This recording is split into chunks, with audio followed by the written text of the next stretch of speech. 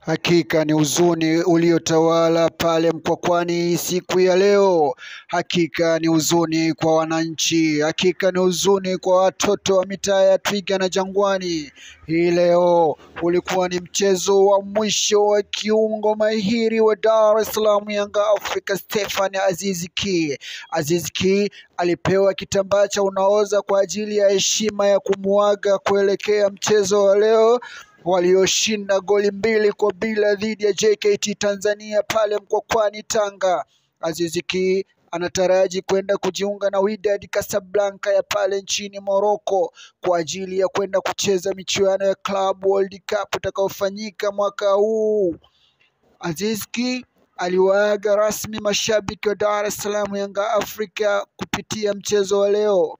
Mchezo ambao alionekana alikuwa na hasira ya kutaka kufunga na kuaga vizuri, lakini goalkeeper wa JKT Tanzania alikuwa makini na mahiri. Yote kwa yote tutamkumbuka sana fundi huyu wa kabumbu kutokea pale nchini Burkina Faso, shemeji wa taifa. Ni huzuni kwa kweli, analiaga taifa hili kwa mazuri mengi aliyotufanyia Stephen Aziz Ki. Hatuna haja ya kumpongeza shemeji wa taifa, anaondoka na dada yetu, anatuachia huzuni ulioje. Midfield maestro, kiungo fundi kuwahi kutokea katika ligi kuu Tanzania bara toka kuanzishwa kwake.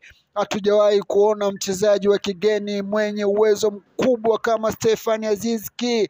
Eneo analocheza la kiungo ni wachache sana wenye uwezo wake.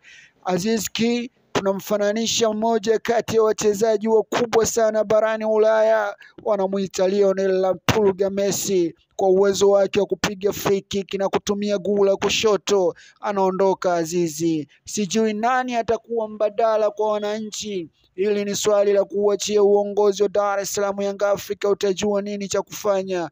Ila mashabiki tunakupenda, wana michezo tunakupenda. Haijalishi uliishi kwa magumu kiasi gani mwanzoni, haijalishi umeishi kwa ufahari kiasi gani mwishoni. Yote kwa yote tunakutakia safari njema maestro. Nenda baba, nenda katafute ugali, nenda katafute daraja jipya lenye hadhi yako. Kiungo fundi kabisa kuwahi kutokea Mbukinabe wewe.